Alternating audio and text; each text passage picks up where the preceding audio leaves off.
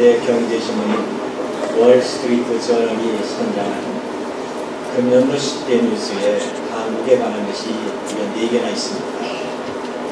미국의 핵실험과 대통령의 탄핵입니다.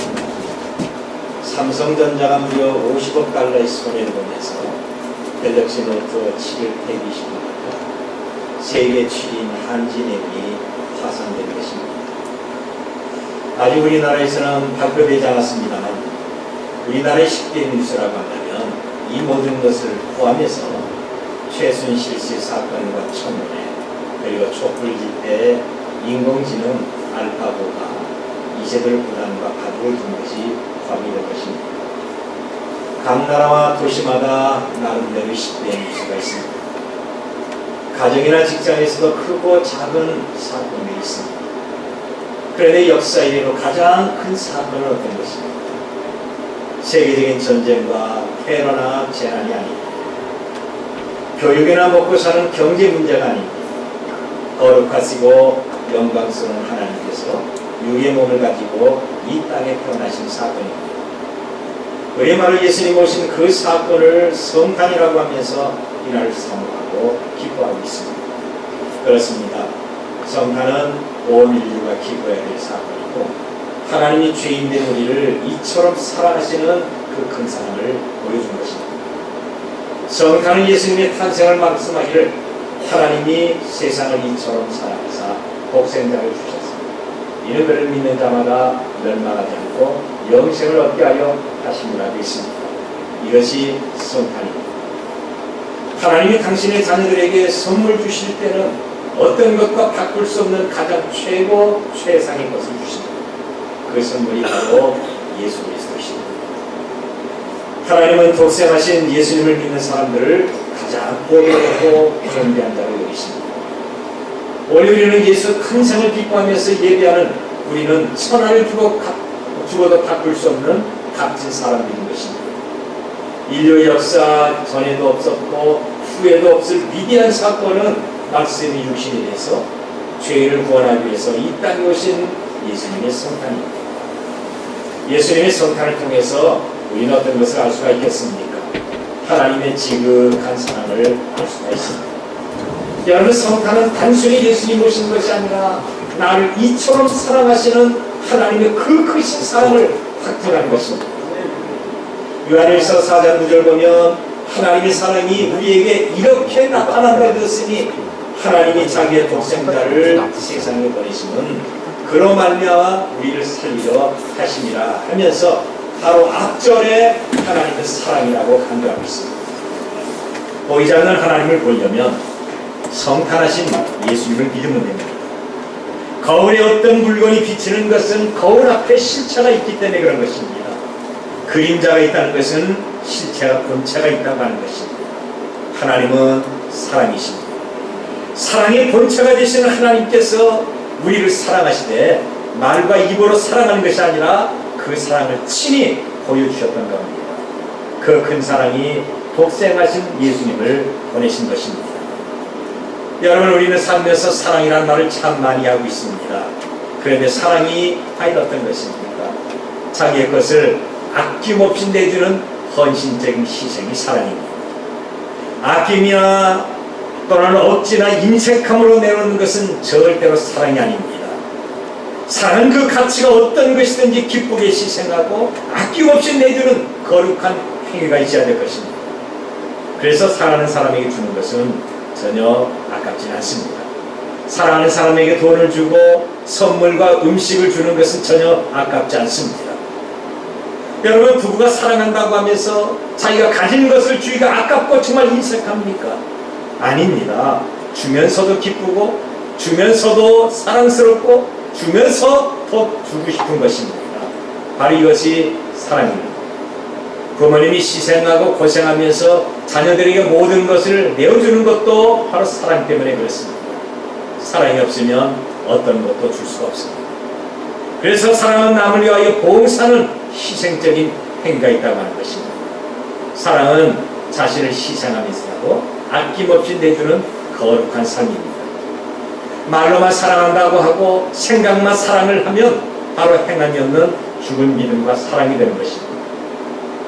하나님은 우리 모두를 사랑하시되 친히 만드셨던 천지 만물도 주셨고 성령을 통해서 만 가지 은혜와 은사도 주셨고 독생하신 예수님까지 우리에게 내어주셨습니다. 여기 독생하신 예수님을 주셨다는 것은 죄에서 해방시켜서 구원받게 하시고 사망과 지옥에서 구원하셔서 천국의 영생을 누리게 하신다고 하는 것. 이것이 우리를 향한 하나님의 사랑이십니다.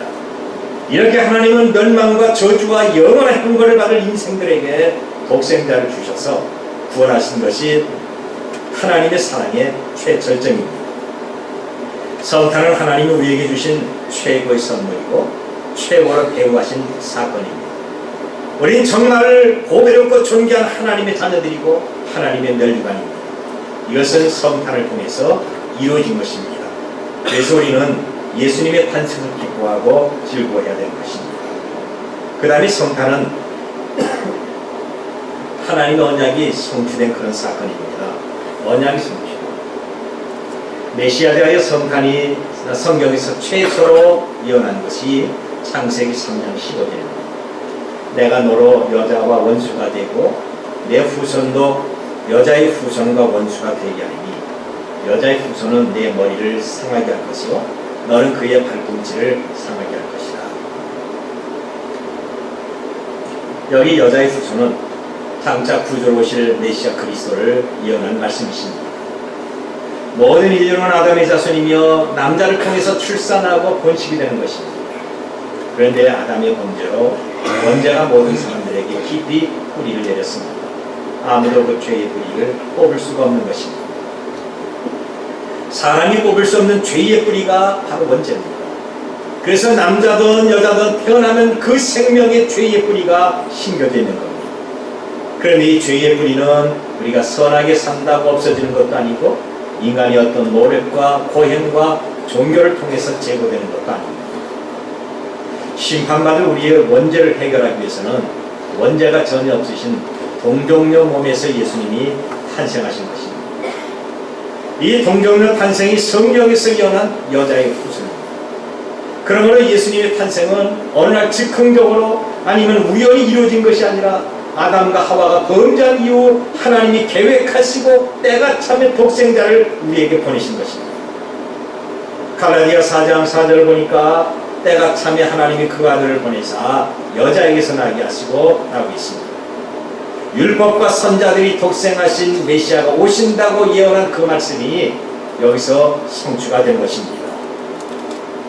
신약에서 메시아에 대한 대표적인 성경은 마태복음 1장 21절입니다.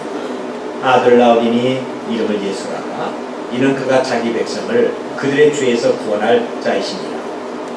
마태는 메시아 이름을 예수라고 하면서 이 모든 일에 된 것은 주께서 선지자로 하신 말씀을 이루라 하시니 이르시되 보라 처녀가 잉태하여 아들을 낳을 것이요 그의 이름을 임마누엘이라 하리라 하셨으니 이를 번역한즉 하나님이 우리와 함께 계시다 함이라고 했습니다. 독생자 예수 탄생이라는 언약의 성취는 하나님께서 범죄한 인간들에게 메시아를 보내셔서 사탄과 사망과 죄악에서 구원해서 참된 자유와 영생과 평안을 주시겠다는 이런 약속이십니다.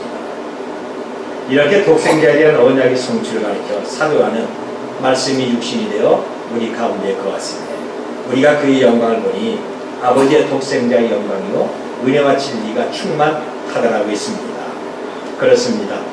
말씀이 육신되어 우리 가운데 찾아오신 예수님의 탄생은 하나님의 영광과 은혜와 진리가 충만한 가장 놀랍고 위대한 사건입니다. 이렇게 놀랍고 위대한 성탄을 바로 천군 천사는 찬양하기를 지극히 높은 곳에서는 하나님께 영광이요 땅에서는 하나님이 기뻐하는 사람들 중에 평화로다 라고 했습니다. 여러분, 우리는 독생자의 영광을 하나님 앞에 돌리면서 그리스도께서 누리신 참되고 영원한 평화가 우리들 가운데 지속적으로 임해야 될 것입니다. 그리고 성탄은 하나님의 구원사역을 완성한 것입니다. 구원사역의 완성. 17절 보니까 하나님이 그 아들을 세상에 보내신 것은 세상을 심판하려 하심이 아니요 그로 말미암아 세상이 구원을 받게 하려 하심이라고 했습니다. 성경신학적으로 구원의 개념은 세 가지 면에서 해방인데 죄에서 해방이고 영원한 사방에서 해방이고 그리고 범죄한 인간이 장차 들어갈 영원한 지옥에서의 해방입니다. 베들레헴 구유에서 예수님이 탄생하신 거룩한 사건은 하나님이 우리를 이처럼 사랑하사 그분을 믿는 모든 사람은 멸망하지 않고 영원한 구원을 얻게 하려 하신 것입니다. 독생자를 통하여 주신 구원은 우리를 죄와 사망과 지옥에서 해방시켰어 영생을 얻게 하신 인류 최대의 경이로운 선물이 되는 것입니다. 오늘 18절을 보니까 그를 믿는 자는 심판을 받지 아니하는 것이요 믿지 아니하는 자는 하나님의 독생자 이름을 믿지 않음으로 벌써 심판을 받은 것이라고 했습니다. 여기 심판받지 않는다는 것은 영원한 구원을 받는다고 하는 것입니다. 예수님은 저와 여러분의 구원에 말씀하기를 내 말을 듣고 또 나 보내신 이를 믿는 자는 영생을 얻고 심판에 이르지 아니하나니 사망에서 생명으로 옮겼다고 말씀하고 있습니다. 여러분, 우리가 구원받는 것은 장차 들어갈 영원한 지옥에서 해방해서 영생을 얻게 하신 놀라운 사건입니다. 이 구원의 길은 오직 독생하신 예수 그리스도를 영접해서 있는 것밖에 없습니다. 세상에는 정말 많은 종교들이 그들 나름대로 구원의 방법을 제시하고 있습니다. 불교는 명상을 통해서 자아를 발견하고 해탈의 경지에 이르는 구원의 방법을 가리키고 있습니다. 유교는 윤리와 도덕을 통해서 인격 수양을 최고의 선으로 여깁니다. 그 외 다른 종교들은 고행이나 수도가 진리를 발견하는 최고의 방법이라고 합니다.